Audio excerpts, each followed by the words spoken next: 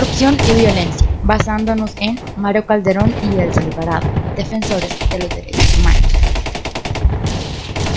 Hola mi país, reprimido, Asesinado, corrupto y violento. Mucho gusto, nuestros nombres son Ana Cordón, Sharika Avellaneda, Kelly Vega, Kathleen Cantillo. Datos importantes. El 13 de octubre de 1946 en Manizales nació Mario Calderón Villegas. El 4 de diciembre de 1961 en Bogotá, Distrito Capital, nació Elsa Constanza Alvarado Chacón. Mario se queda huérfano y es criado por sus hermanas mayores. Años después ingresa al CINEP, donde pone en marcha unas investigaciones y allí conoce a Elsa. Elsa prestó su servicio al CINEP y asimismo quiso explorar el mundo a su manera. Su hijo fue el motor de su vida. Ambos defendían los derechos humanos y ambientales de su país. ¿Qué es un opositor? En general, se considera que la oposición se clasifica por las ideas o doctrinas que inspiran a los opositores. Sin embargo, existe también la distinción de oposición por el método que ésta elige para cambiar al grupo dominante, al establecimiento, a la forma de gobierno o a la economía, y en este sentido se identifican como distintas la oposición pacífica y la oposición violenta. Profesiones. Las facultades de Mario Calderón fueron: educador de la Universidad Javeriana, investigador social del CINEP, Centro de Investigación y Educación Popular, Programa por la Paz, líder ambiental del Sumapaz, defensor de derechos humanos. Las facultades de Elsa Alvarado fueron: comunicadora social del CINEP, defensora de los derechos humanos, educadora de la Universidad Externado de Colombia. Teorías del fallecimiento. Primera teoría. El día 19 de mayo de 1997 ocurrió un atentado en el barrio Chapinero Alto, en su apartamento 702 a las 2 de la madrugada. 8 días antes fueron alertados por los pobladores de Sumapaz y estos tomaron su debida precaución. Esta muerte fue ordenada por Carlos Castaño. Carlos Castaño Gil. Carlos Castaño Gil nació el 15 de mayo de 1965 en Amalfi, Colombia. En su adolescencia, Castaño se unió a la organización de asesinos de Pablo Escobar, que asesinaría a personas cuando fuera encargado por un tercero. Durante la década de 1980, la familia de Castaño inició el movimiento paramilitar en Colombia. Su padre, Jesús Antonio Castaño González, fue secuestrado por las FARC, Fuerzas Armadas Revolucionarias de Colombia, y murió en cautiverio en 1989. Este incidente desató una furia en los hermanos Castaño, y guiados por su hermano Fidel, en respuesta decidieron crear Fuerzas de Autodefensas Campesinas de Córdoba y Urabá, ACSU. El objetivo de la ACSU era erradicar los grupos guerrilleros, en particular las FARC, el Ejército de Liberación Nacional ELN y el M-19, el movimiento del 19 de abril. Acusaciones del narcotráfico. El 24 de septiembre de 2002, el Departamento de Justicia de los Estados Unidos dio a conocer una acusación contra Castaño, que lo acusó de traficar más de 17 toneladas de cocaína a los Estados Unidos. Castaño declaró en televisión colombiana en el 2000 que el 70% de los fondos de las AUC, Autodefensas Unidas de Colombia, provinieron del narcotráfico. Desaparición y muerte. Castaño fue asesinado el 16 de abril del 2004. Los comandantes interinos de la AUC afirmaron inicialmente que hubo un intercambio accidental de disparos entre sus guardaespaldas y un grupo separado de combatientes paramilitares. 22 años de impunidad. Castaño, con apoyo de paramilitares, entre estos un sicario nombrado Juan Carlos Jaramillo, los asesinaron, por el cual les sentenciaron 40 años de prisión. Este atentado dejó un gran impacto debido a que en este mismo año se dieron más de 20 casos tales como ejecución, desaparecimientos forzosos, amenazas y hostigamientos a defensores de los derechos humanos.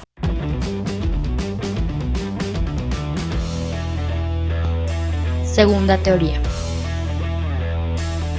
Un retén militar fue el preámbulo del asesinato de Mario Calderón y de su esposa Elsa Alvarado.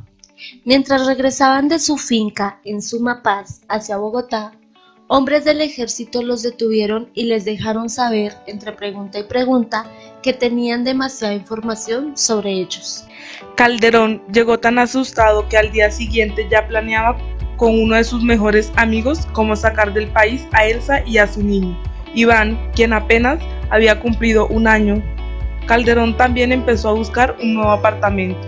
El tiempo, sin embargo, no le alcanzó. Una semana después del retén, sicarios derribaron con balas la puerta de su casa y los ejecutaron a él, a ella y de paso al padre de ella. Ni quienes ordenaron su asesinato ni quienes lo cometieron tenían idea de las personas que eran. Tercera teoría. No todos creen en la hipótesis de la alianza entre militares y paramilitares. Por ejemplo, el jesuita, amigo y compañero generacional de Calderón, Javier Giraldo, con amargura, dice: Meses antes del crimen, Mario me contó que el ejército pasaba y preguntaba a los campesinos de Sumapaz de quién era la finca, cuándo iban, cómo se llamaban, dónde vivían, sus números de contacto. La teoría de los paramilitares es un montaje de la fiscalía. Propósito de asesinato. Querían causar miedo a los opositores y defensores de los derechos humanos, hacerles creer que ellos mandan y no van a descender de su puesto. Subyugaron su pensamiento liberal para así poder suprimir a la sociedad y así poder continuar con el tráfico de drogas, la corrupción y no tener una voz que nos defienda ni que las haya. Narcotráfico en Colombia. Después del desmantelamiento de los grandes carteles de las drogas en Colombia, el negocio del narcotráfico en el país entró en una nueva etapa mucho más difícil de combatir por ser tan lucrativa, como por ejemplo cuando la cocaína era muy difícil de transportar y eso aumentaba su valor, como en la época del auge de los carteles de Medellín y Cali. Auge. Periodo o momento de mayor elevación o intensidad de un proceso o estado de cosas. A pesar de que el Estado de Colombia ha sido exitoso en el desmantelamiento de los grandes carteles de la droga, los cultivos ilícitos siguen en aumento y el negocio cada vez va creciendo más.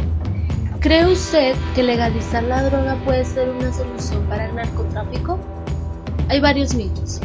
Al entrar en el análisis, resolveremos muchas dudas sobre esto.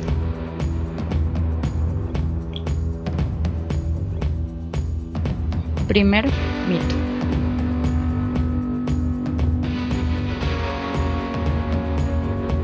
Si le gustan las drogas, entonces es violento. La gente cree que nos matamos por drogadictos.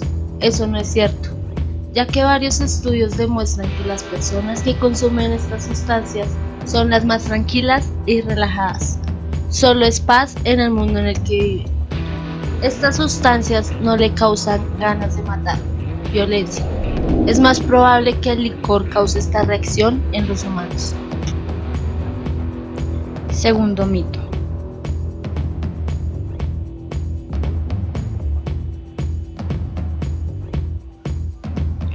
El narcotráfico se acaba a punta de bala. El gobierno cree que con violencia solucionará cualquier problema que hay en nuestro país, incluyendo el narcotráfico. Acá en América celebramos cuando murió el narcotraficante Pablo Escobar, pero sin saber que iban a llegar personas que lo reemplazarían como Cartel de Cali. Las personas que lo integraron fueron Gilberto Rodríguez Orejuela, Miguel Rodríguez Orejuela, José Santa Cruz Londoño, Elmer Herrera, Víctor Patiño Fomeque, Fano Arrizabalaga, Henry Loaiza, Jorge Uribe Caicedo. Cartel de Medellín.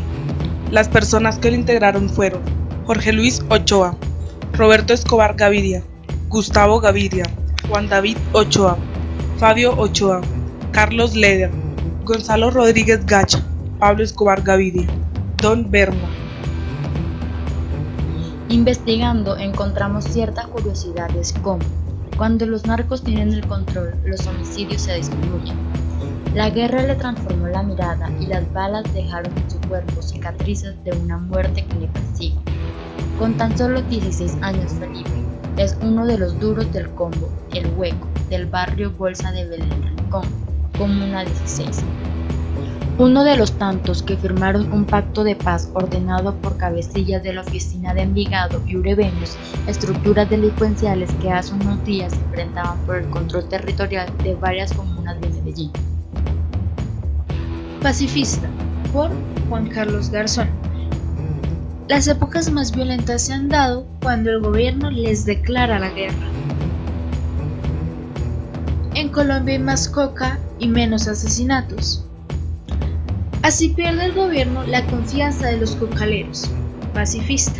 La gente quería hacer el bien y no producir esta droga, pero se dan cuenta que las promesas del gobierno son mentira. Prefieren continuar en este medio, donde saben que van a tener plata.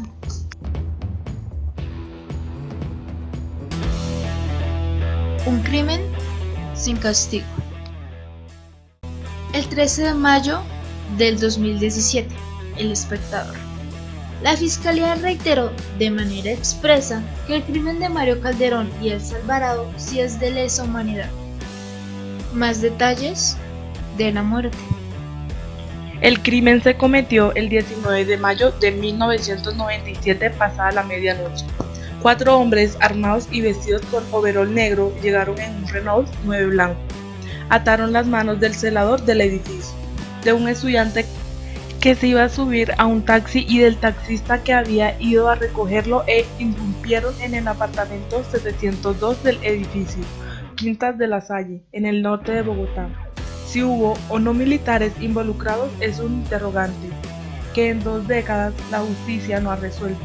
Esta semana la Fiscalía, a 9 días de cumplirse el aniversario número 20 del crimen, lo declaró de lesa humanidad, una medida importante, sin duda, pero que quizás no llegue a ser suficiente. El documento de 59 páginas de la Fiscalía 28, especializada de derechos humanos, conocido por El Espectador, señala que el caso había sido declarado como tal en 2 ocasiones.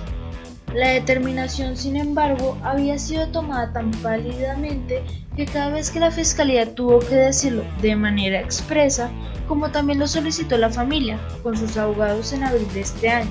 Las veces anteriores, el organismo investigativo no había hecho un análisis profundo para sustentar por qué este crimen fue parte del mismo plan sistemático y generalizado contra defensores de derechos humanos, por el cual fueron aniquilados Jaime Garzón, José Eduardo Umaña y Jesús María Valle, entre otros, los 5 grandes crímenes que ordenó la Casa Castaño. ¿Qué perdimos con la muerte de ellos? Personas que pensaban en los demás, compromiso con el cambio, honestidad, lo que es difícil de encontrar. Personas alegres, hacer de Colombia un país mejor, defensores de un mejor mañana, valor para defender su pensamiento liberal. Enseñanzas. No hay que temerle a la muerte y seguir luchando por el amor a tu país, tu familia, tus sueños, metas, etc. Ya que en el mundo en el que vivimos es cruel, corrupto, injusto, falaz, egoísta, avaricioso y violento. Tenemos que aprender a defender nuestra manera de pensar sin importar lo que los demás digan. Estas personas nos enseñaron a hacer las cosas por gusto, no por obligación. Ayudando, dejarás una marca en ti mismo de alegría al saber que pudiste apoyar a alguien que lo necesitaba en ese momento en el que tú apareciste.